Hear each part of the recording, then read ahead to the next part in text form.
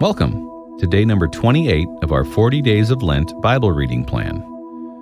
Today's reading is from the Gospel of John, chapter 16, verses 5 through 33, in the New Living Translation. But now, I am going away to the one who sent me, and not one of you is asking where I am going. Instead, you grieve because what I've told you.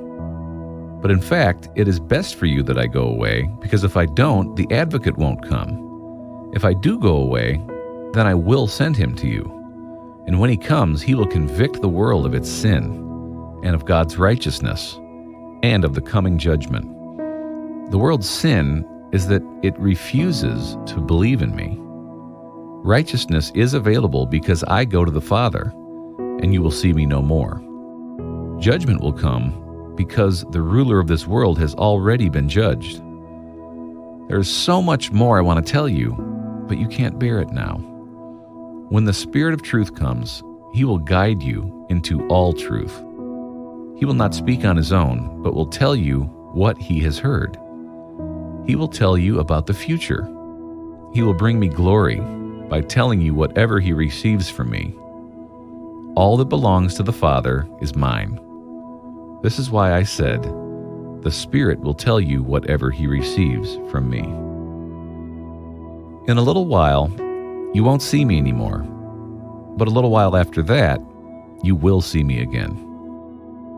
Some of the disciples asked each other, what does he mean when he says, in a little while you won't see me, but then you will see me, and I'm going to the Father? And what does he mean by a little while? We don't understand.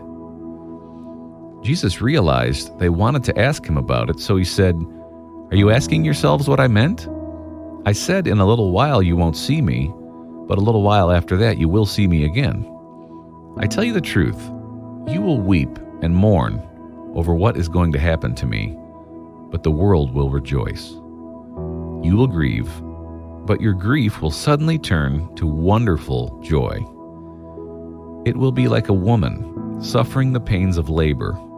When her child is born, her anguish gives way to joy because she's brought a new baby into the world.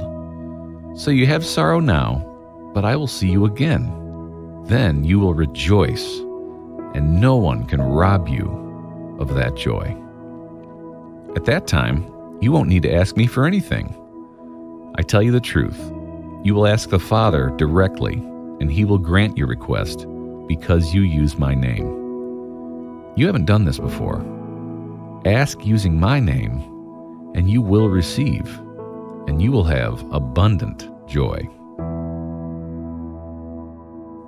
I've spoken of these matters in figures of speech, but soon I will stop speaking figuratively and will tell you plainly all about the Father.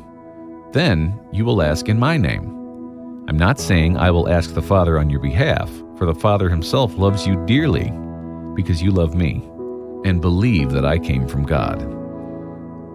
Yes, I came from the Father into the world, and now I will leave the world and return to the Father.